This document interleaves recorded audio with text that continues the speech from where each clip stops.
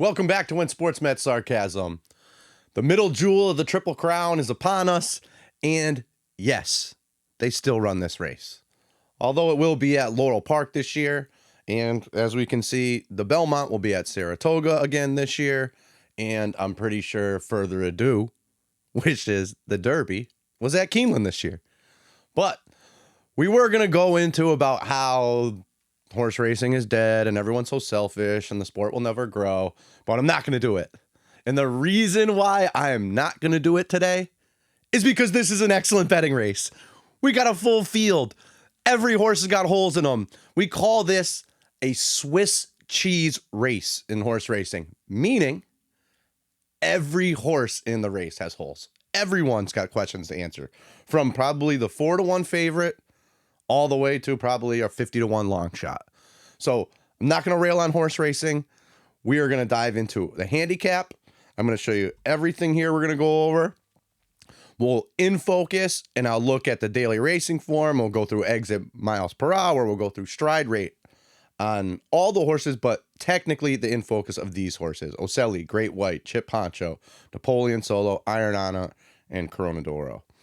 We got the stride graphic, which I think is the most underutilized piece of handicapping information right now in horse racing, which is great because no one else talks about it. And there is some interesting data to go through, especially about Taj Mahal, who is one of a lot of people's pick in this race. Not ours, but horse talk. No ageism suits. We got an old correspondent coming in. We need to do a talking horses segment. The problem was we reached out to the only person we knew who did it was Andy Serling. Unfortunately, he's employed by Naira, so he denied. And we had to go to Old Faithful. So this will make our older demographic probably smile a little bit. It'll make our younger demographic wonder why we keep putting a picture up of Great White, even though it's actually just a black and white photo. Pace projector. We'll go through the pace projector. It seems like probably 90% of this field wants to be forward.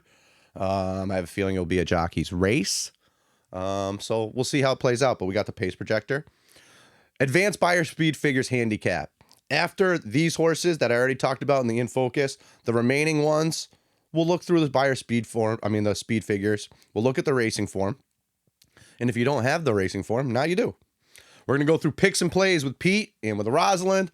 And as you all know, I am joined by Rosalind and Major League Baseball's hit king, Pete Rose. We don't got a lot of time to waste. There's a lot of stuff to go through. Let's go. Welcome to When Sports Met Sarcasm.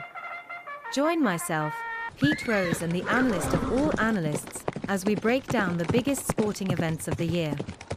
This is When Sports Met Sarcasm, and it begins right now.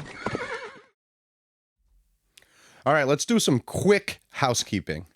We know that it's not at Pimlico and it's at Laurel this year. A couple things that I wanted to point out.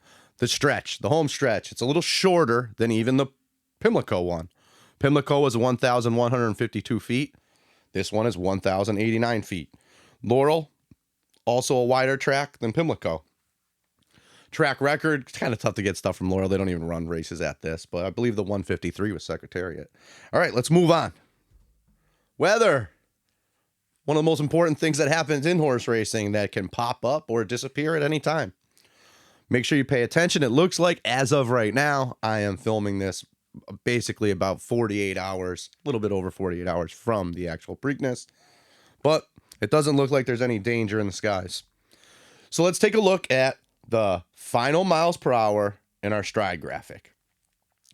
This is what I want to show you. First off, we'll start with Taj Mahal because that seems to be a lot of people's pick. What I found to be very intriguing is that last race when he was in that 10 post and he fired all the way over the rail and he basically coasted almost like it was a muddy track all the way around the track pretty easily. His final miles per hour was 31.83. Why? What does that mean to me? If I look at Iron Honor is the 9 horse. His exit miles per hour was 31.16 in the wood.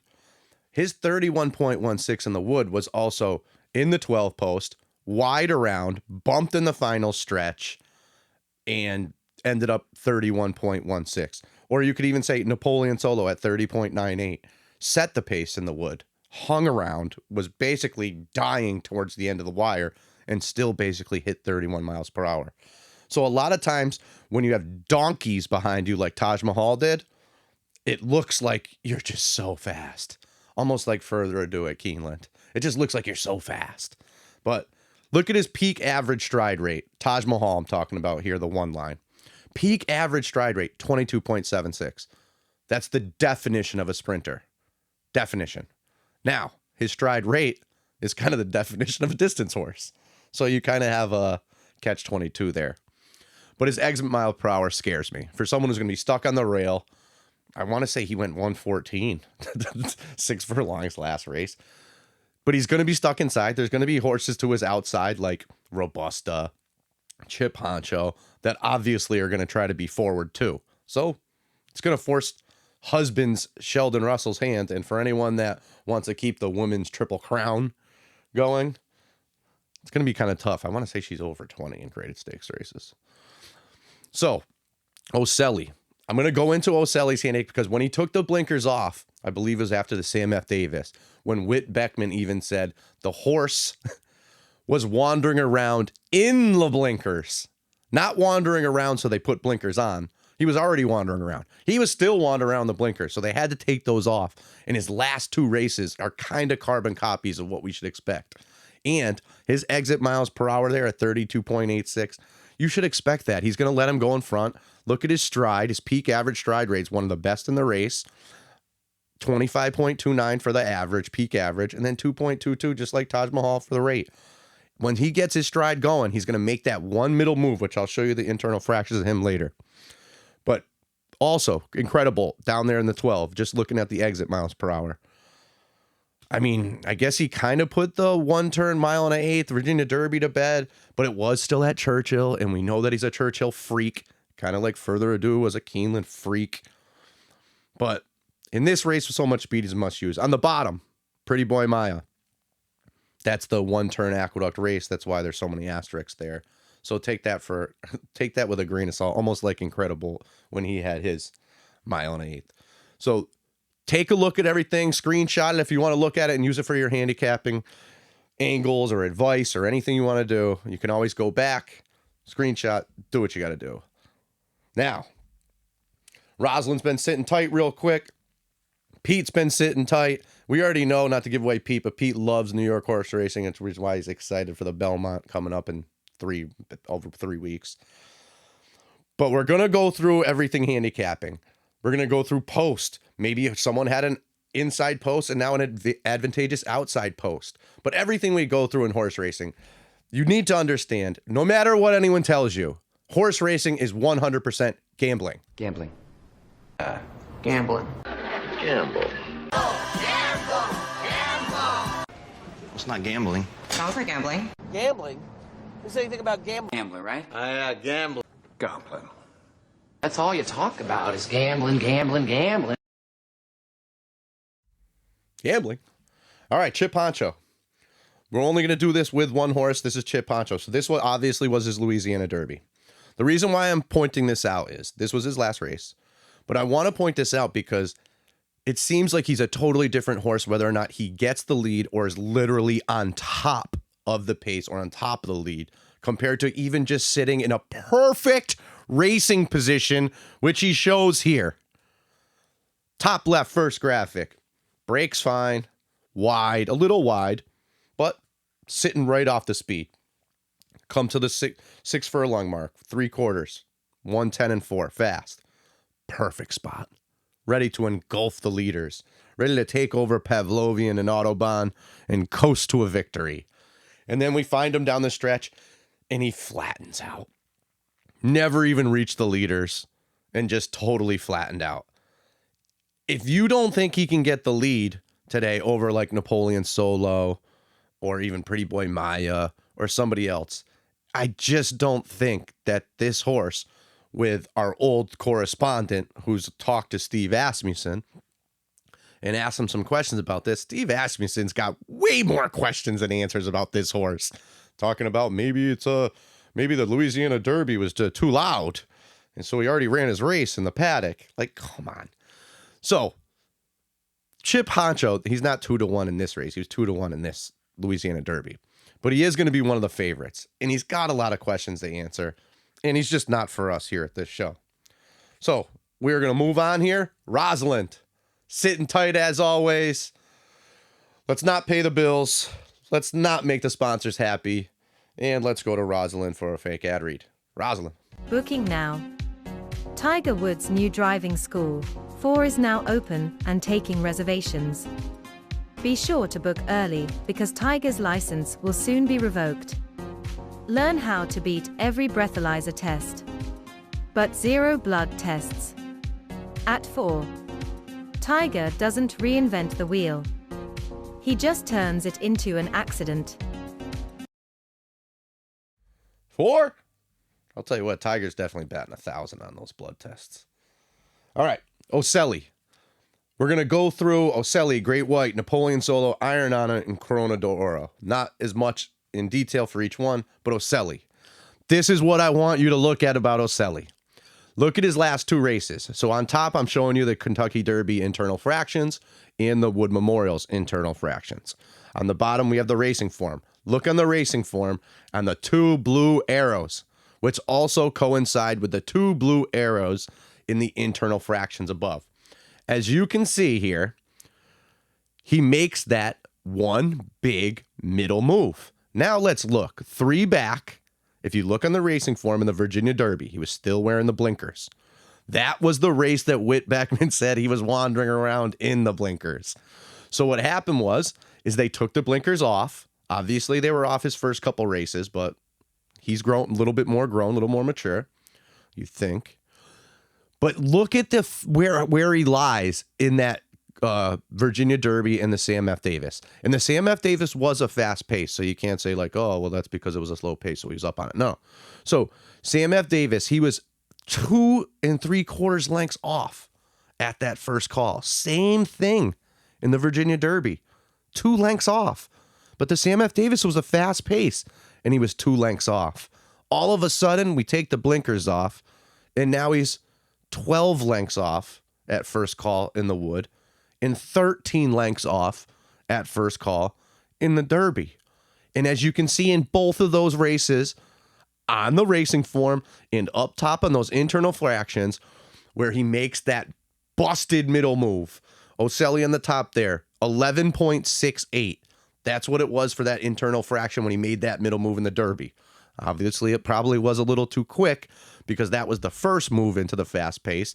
Renegade made the second move into the fast pace. And the winner, Golden Tempo, made the final move from off the pace. So looking at this graphic, I don't care what happened in those first, 4 running lines or 5 running lines. I'm only focused on the last 2 because that's what they're going to do going forward. 100%. Whit Beckman and Tyler Gaffalione, who's rode him once now, and obviously is an excellent Churchill jockey, but now he's going to be riding at Laurel. He's going to stay in the back. We looked at the stride graphic. He's got that long stride with a perfect stride rate, and if he doesn't get stopped, I don't see how he doesn't make a move into the pace. And then the problem for Ocelli is he flattens out. So it wouldn't shock me one bit if he makes a nice middle move, ranges up on whoever the leader is at that point, looks like a clear-cut winner, and flattens out to 2nd or 3rd or 4th. But you're gonna get that middle move. You can just see right there in the internal fractions. That's what that is. Let's move on. Great White. Trainer John Ennis, who actually hops on this horse and said that he was fine. But the one thing I want everyone to focus on here on the bottom on the daily racing form. Shaded in green. Look at his first race. It was sprinting. It was at Turfway. Obviously, he was on the all-weather. But he had an outside post 9. Lunge at the start, drew clear. Next race, stretch him out a little bit with the pace, step slow out of the gate. Seems like in his second race that was still a problem. But he improved. But the problem is he was also on the rail. 1 of 8. All of a sudden, he comes back in the Battaglia, also at Turfway, where he holds off Full Effort, who was beginning to take a ton of money in the Derby before he scratched due to the fast pace. And he held him off, and he was drawn 8 of 11. So he's been in 2 fields where he's drawn wide, and those are his 2 best races. Next race in the Bluegrass, where he had a little bit of a tummy bug. Supposedly he had some gastro issues. Who knows how much to put into that. But he was basically down on the rail again, somehow setting the pace in a 1.125 mile race, which he's never done before, ever. And he's down inside where it doesn't look like he likes to be. Now today, we obviously know he's drawn far outside. So he'll be, I believe, in the 13 post. So he's going to be outside. So maybe he could sit that tracking trip. The one thing that is semi-interesting about Great White is he almost looks like he could sit off of a pace, like if it was an average pace and still finish, or if it was a fast pace and maybe sit a little bit further back like he did in that maiden sprint. So he's interesting. He's someone who I didn't want any part of before coming into the race. And then after handicapping, realizing, okay, he's drawing a little bit better. He's drawing wide. It doesn't look like he likes being inside at all. He's not inside, so I don't care about that. So let's move on. Napoleon Solo. Napoleon Solo is the fastest horse in the race. Now, how far he goes is obviously going to be the issue. But his last 3 races, look here. For anyone that doesn't know, those C's of the Beyer speed figures are basically advantageous for closers. The pace was fast, closers take advantage. The S is the opposite. Slow pace, speed takes advantage. So here, as you can see, he's a speed horse. So those C's there aren't good. That means that he's up close on a fast pace. And he's got to survive survive the bias. Here he goes. Champagne, 2-year-old, 95, Beyer, on the pace. Running a hole in the wind, 22, 44, 107, 134 as a 2-year-old. Comes back. Chad Summers has said, well, we think the first race was the layoff. We had some rust from that. Okay. And guess what? Poor Napoleon Solo finds the only race in prep races in Florida that had a fast pace. And of course, he was up on it. And that was a race that Commandment and Chief Wallaby took advantage of. In the wood, he draws the rail. He's kind of forced to go. And Paco went. Then he actually hung around great. We'll show you Iron Honor coming up. He's only 2 3/4 lengths off of the winner, Albus, that day. And he was the one setting the fast pace. And he stayed on it the whole race. That's an excellent run. Now the question is, how does he run today? How does he run in the Preakness? The question is, can he carry his speed, or are we going to see a cutback real soon? Will we see him at Saratoga running in the 7 furlong race? Now let's look at Iron Honor. Iron Honor, who's obviously going to draw all these comparisons to early voting and cloud computing. Well, one glaring difference here for Iron Honor is he doesn't have any 2-turn form. He's got 1 race at 2 turns, and it's obviously the worst race on his form. He's got an issue with the bumping the last 2 races. He did draw wide his last race. And like we saw, he was right up on that close pace. And he hung around, but he didn't hang around like Napoleon Solo did. But Chad's taking the blinkers off. They're really high on him. I'm not the same. I think he's got way more questions to answer than early voting or cloud computing. But I do think that Chad Brown and Flavian Pratt are smart enough to know that they're probably going to ride him more off the pace with the blinkers off. Get him to relax, make 1 run. I don't know if they've been training him that way, but that's the way I see Iron Honor at least. Let's go to Corona d'Oro. Corona d'Oro for John Velasquez and Dallas Stewart. I have a feeling a lot of people will probably use Corona d'Oro, and that's just because Dallas Stewart has dominated and made people rip up their tickets on big racing days so often by hitting the try or hitting the super with a horse that kind of looks on paper that it shouldn't. Unfortunately, I'm not in that camp. I think Corona d'Oro is a pace presence at best. Whenever I see Trendsetter in the running lines, as you can see in his last race in the Lexington, Trendsetter won the race. That also had the hell we did in this race, as I shown in the internal fractions above, who was in this race. But seeing Trendsetter and seeing the word yield going 1 1/16 mile, setting a soft pace, his last 2, speed 2 back, easy pace 2, even in the Lexington, and still yielded. Now there's just a lot more pace. Their exit miles per hour isn't anything to brag about. But that's enough of the in-focus stuff. Time to move on. All right, let's get back to, we needed somebody to get into the barn so we could get a little bit more trainer speak, a little bit more trainer talk. So, like we said, Andy Serling wasn't available. So, you want to know what, to make the older demographic smile at least for today. You're welcome. And for our younger demographic to say, what the hell are we doing? Yeah, the hell we did. All right. Well, Pete Rose will be happy. Rosalind has no clue. And only our older demographic knows who this is. So let's welcome in our old no ageism complaints either, Rosalind. You either, Pete. Here we go. We're welcoming in Mr. Ed. For everyone who knows who Mr. Ed is. He's a horse, of course. Now, Chip Honcho. We talked to Steve Asmussen. You can read these before. I'm going to sum it up for you. I'll give you AI summarization. So he thinks that basically the horse lost his race in the paddock, the race before, because he gets spooked and he's kind of a 2-year-old, even though he's 3. So they think it's the correct move by going to the Preakness and skipping the Derby, because they think in the Derby he would have acted like a fool. And who knows? Maybe he would have. He thinks with the limited attendance that he's not going to get spooked. He says here on the bottom, it's feeling the correct move, but it's not the correct move unless we run great in the Preakness. Like we said earlier, this horse has got questions. Tons of questions. We see here in his last race, we already showed you the graphic of the 3/4 and the final stretch to show Chip Honcho fading. But even when you go 2 back, his best race on his form, he rode the speed bias that race of the Risen Star. It was an inside favoring speed bias, and he rode it.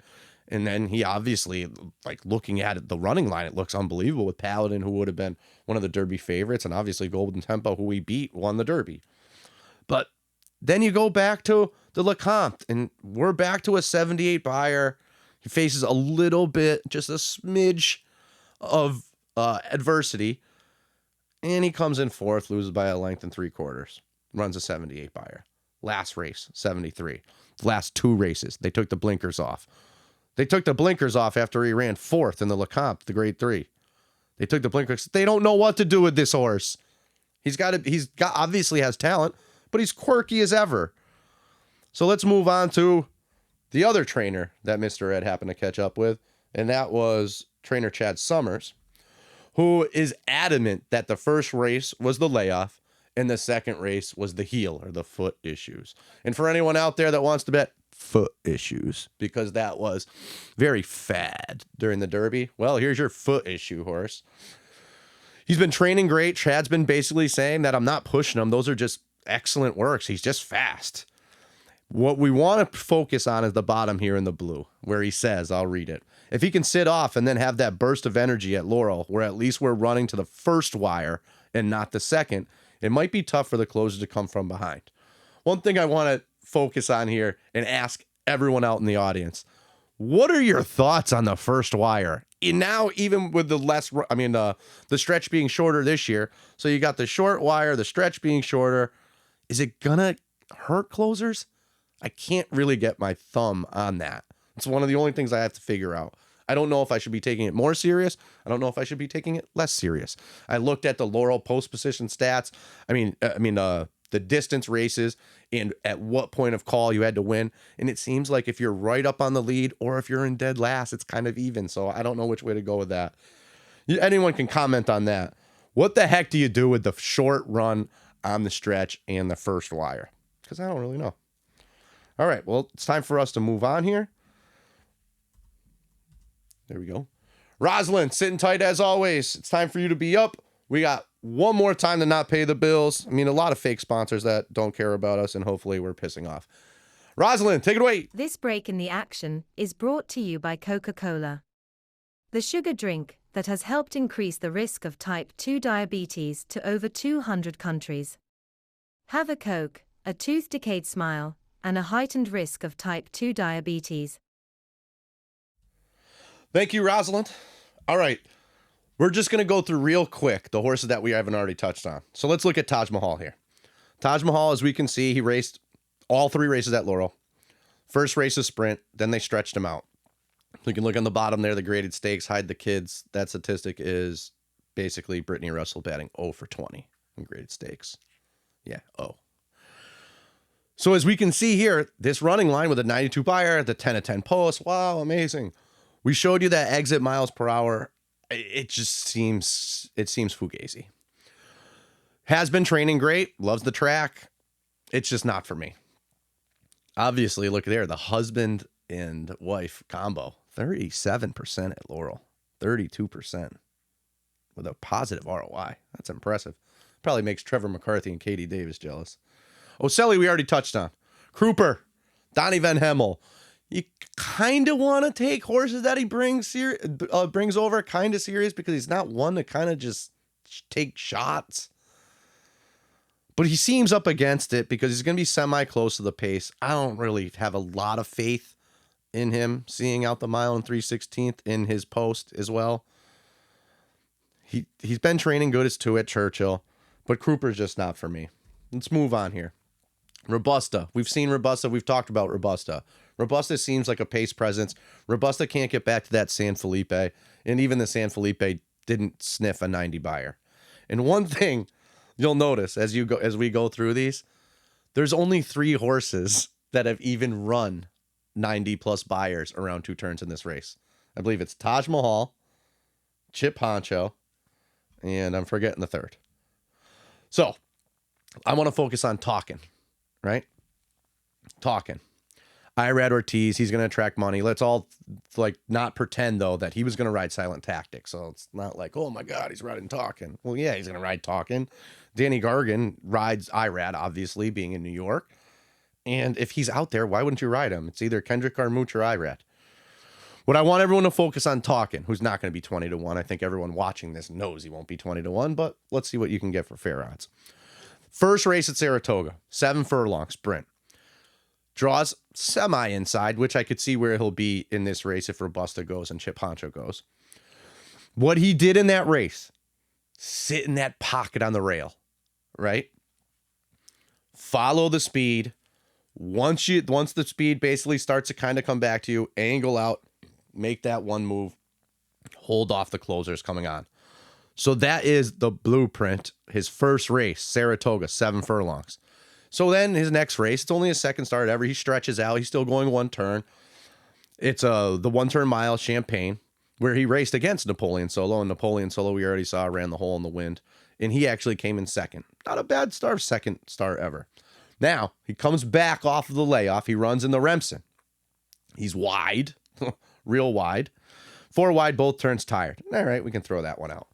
So he has kept good company. Look at his last 4 races. Grade 1, Grade 2, Grade 3, Grade 1. The Tampa Bay Derby, he was kind of up closer to that fast pace where the Puma took advantage of and beat Further Ado. So he was kind of up against it that race. Now, in the Bluegrass, he did draw inside, and I don't like the ride that Rosario gave him at all, because I want to say you need to pocket him up in there. And Irad is perfect at getting horses to melt right in his hands. Gets them right to melt. And then all of a sudden they're relaxed like they've never been relaxed before, and they run better than before. But Irad's not going to send this horse to the front. There's no possible way. He's going to get him to relax inside and make that one run. That's exactly what he's going to do. We already went through Chip Honcho.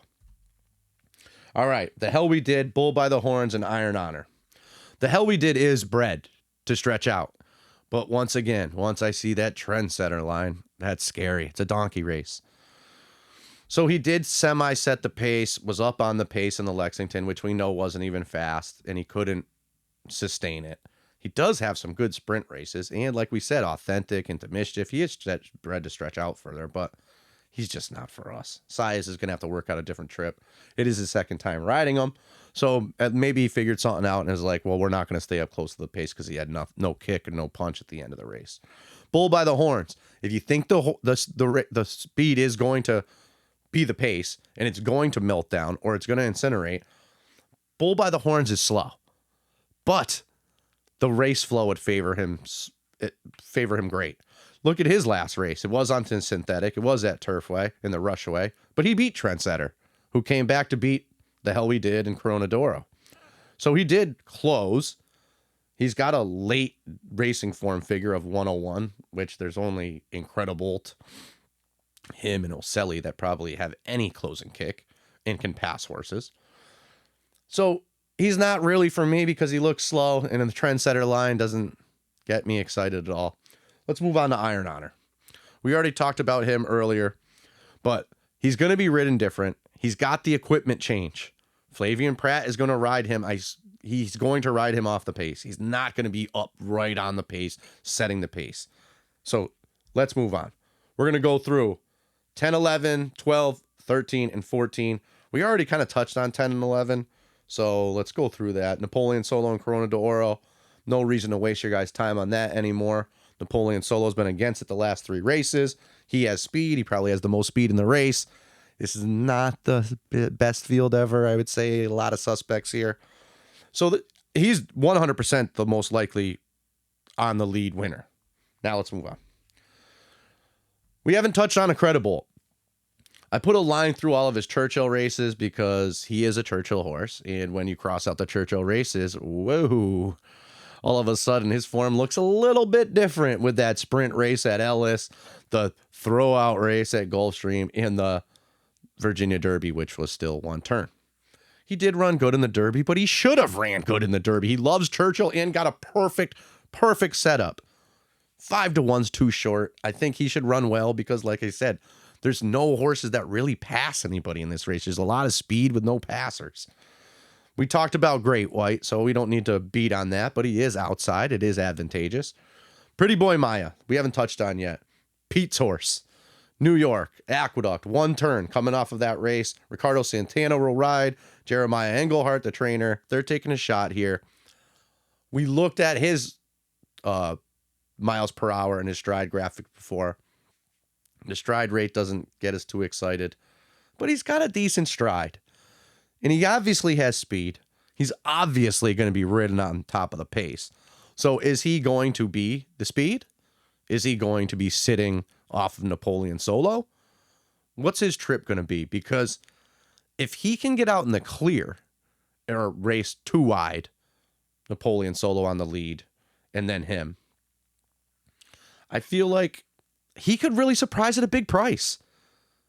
I mean, he's lightly raced. We have no clue about 2 turns. He could be terrible, but we have no clue about the 2 turns. And this is a suspect field. There's just nothing that gets you excited about this field. All right, so let's move on here. And I'm going to take my shot with what we call rollable.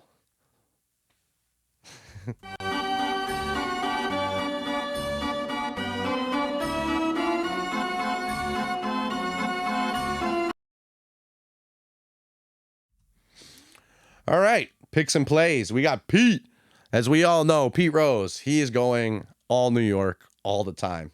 He's going both horses from the Wood Memorial, the horse we just talked about, Pretty Boy Maya, who came from Aqueduct, and Chip Honcho. Rosalind looks like she's going with the Ortiz Exacta. So Ortiz Exacta, Iron Honor, and Ocelli. Us, fast pace. We're going 12, 2, 13, 9, 5. Fast pace, which I feel like I'm still going to have to watch Racing Day that day to find out and maybe get a help from the racetrack, whether there's a speed bias, whether there's an inside bias, whether there's an outside bias. The Laurel track's weird. Normally you don't like to draw wide, but at Laurel it's like doesn't really matter for some reason because sometimes you get that perfect outside trip. So make sure you're watching. Make sure you're watching and finding out if there is any speed bias because it's going to totally change your selections. But we do think Ocelli is interesting to hit the board because of those middle internal fractions that we've seen from him. We'll leave you with the Preakness winners. I apologize. I forgot to put up the pace projector graphic. But I had Napoleon Solo and then Pretty Boy Maya, Chip Honcho. Maybe I'll throw it up on the webpage. I apologize for that. But we're going to leave you with that. Preakness, it's at Laurel Park this year. So there's no Preakness Infield. There's no crazy third world country after 3 hours of drinking, partying, and watching concerts. So since there's going to be no infield to the Preakness, and Rosalind, Pete, and we're all anticipating the Belmont. It's Pete's favorite race. It's my favorite race. But it's the middle jewel, so we'll let the Preakness do. And since we're not making it, we're going to party right now, Pete, right? Everyone, enjoy the Preakness, enjoy the data, pick some winners, make some money. Enjoy.